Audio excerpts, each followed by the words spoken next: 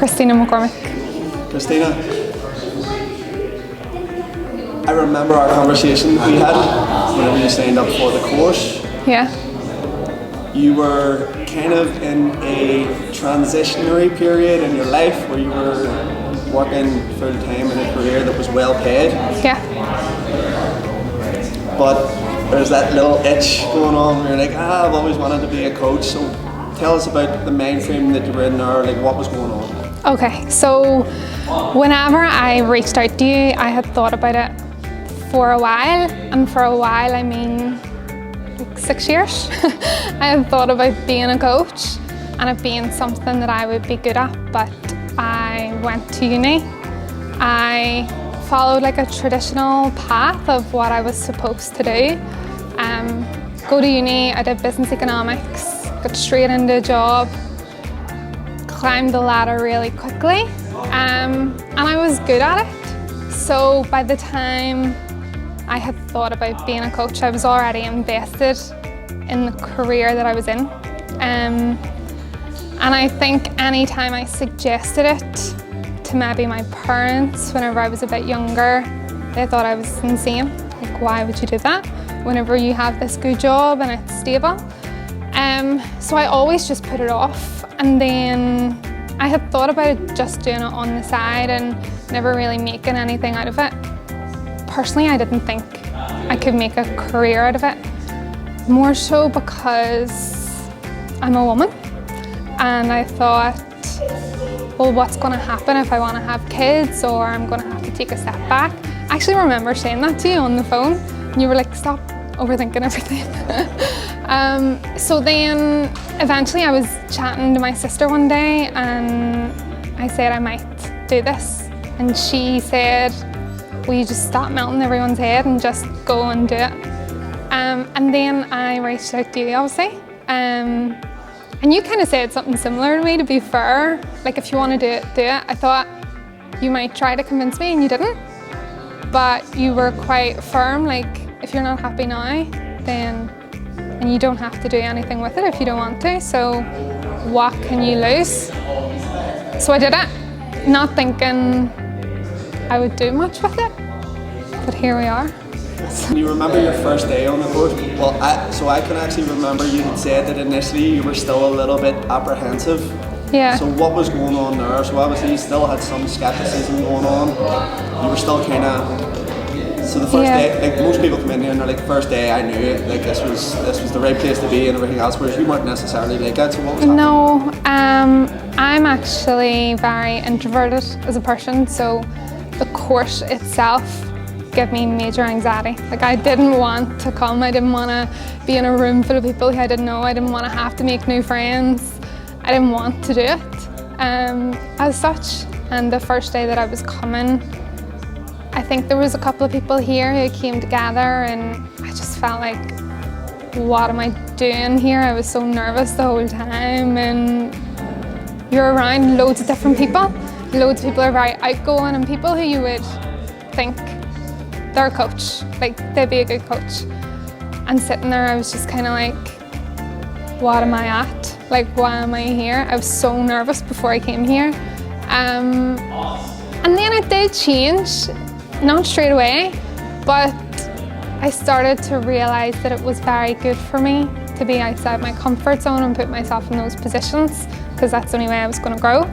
And I probably knew that I had made the right decision when we started getting into it, when we broke off and we started learning, and it was much more learning than that awkward initial phase.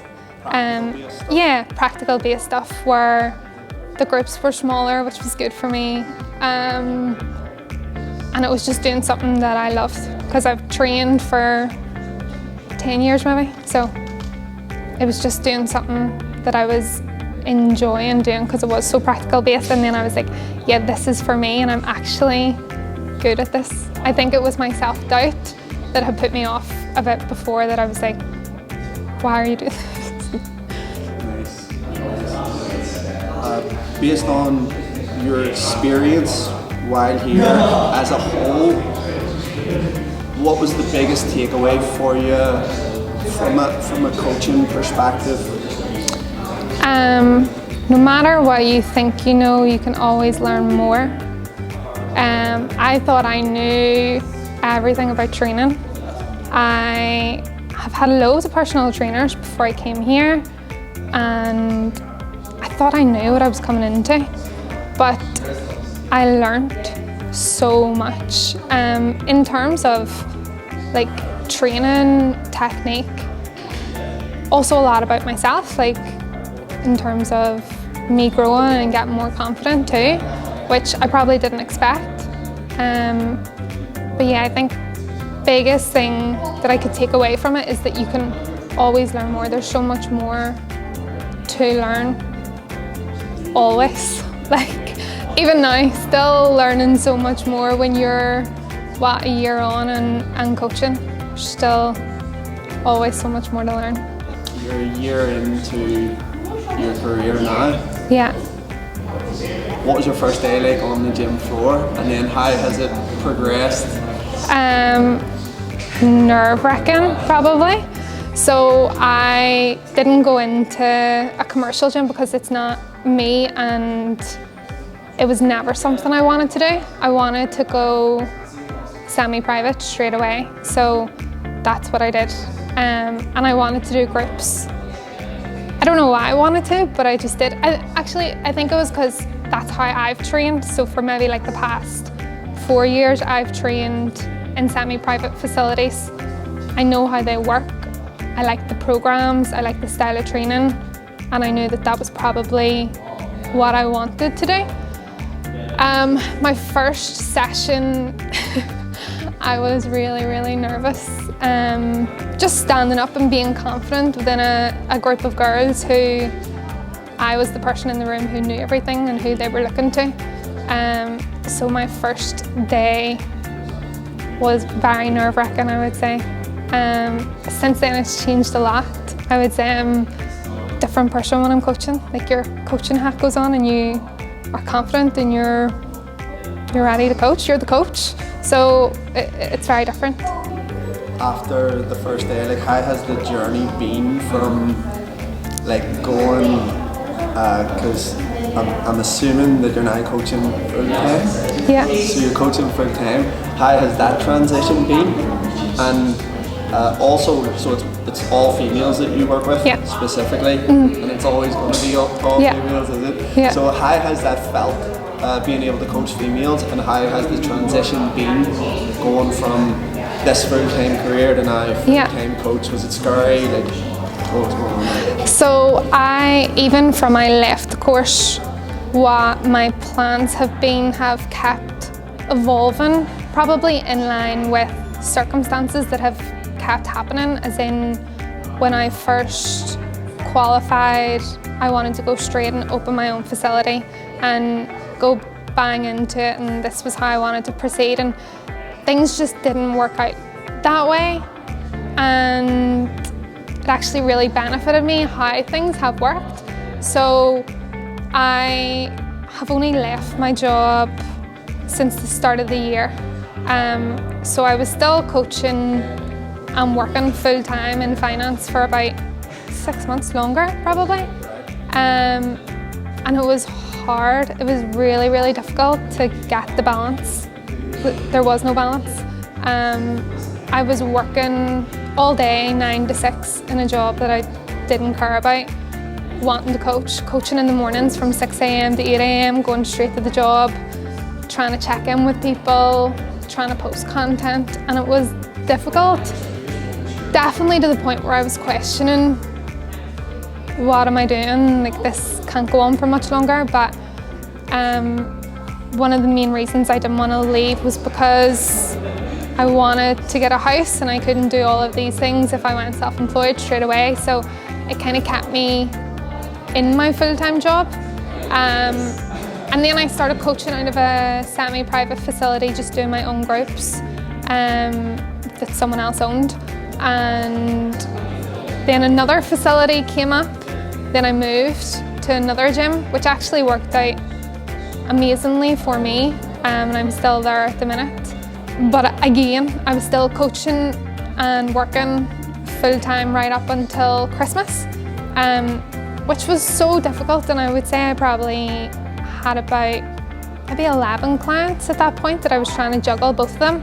And I felt like I couldn't give my all to either. I didn't feel like I was doing very well in work, and I didn't feel like I was doing my clients the justice that they deserve, because I was just trying to balance everything. I waited until I was in a position to buy my house, and I did that, and then there was nothing really holding me back. And I knew that we had met a couple of times and you had said, what are you doing? Like, you need to leave your job. But I knew what I wanted, and I waited until I got what I wanted in order for me to do what I really wanted to do. And I'm glad that I did it that way. And now my business is really good. I probably work more than I worked before, not less, but it doesn't. Yeah, I coach in person, I coach online, I have kind of a mix of both. And I just love it. It doesn't feel like I'm working. Even when I'm not working, I want to work, because I like coaching the girls. I get a lot of fulfillment out of it. So it doesn't feel like work as such. But I never thought I'd be in the position where I get to do what I want to do every day. If one of your girls right now was in the same position you were in January 21, was it? Yeah. Yeah, January 21 was when you started? Well, yeah. Just before. Yeah. So yeah. you were working yeah. full time, training in a semi-private facility, doing all that there. Let's say one of your girls was in exactly the same position as you were. Yeah. Then, thinking about the same things that you were thinking about then, what would you say to them? This is actually a really interesting question, I think, because I was thinking about this before I came here, and about how I didn't make the move until I did, and I'm glad I waited until then, because I wouldn't have been in a position to get myself to where I am now. But in saying that, if I had have made the move before, I could have been a lot further on. I think it's a really tricky question. But if someone was in the position where they really wanted to do it and they just thought something was holding them back, just do it. Like, what's the worst that could possibly happen? And I think what you said to me was really good. If nothing, you just learn more about something that you love. So no one's saying whenever you make that move that you have to do something with what you learn or the degree that you get. They're just saying you learn something more, and you keep learning and you keep growing and you keep evolving. No one's saying you have to leave your job at this point. Like, get it behind you. I wish I probably did that. I wish I had maybe got it behind me quicker so that I always had it. And then you can do whatever you want with it. So I know personally for me that was something that probably held me back, that I felt like it was this massive change of my life, and everything that I thought I knew and I was going in this direction, I was now deciding to go this one. But sometimes you can make things bigger in your head and just go with it, just do it if you really, really want to do it. If you think about something and you're still thinking about it in 6 months' time, you have to do it. You can't wait years to do it.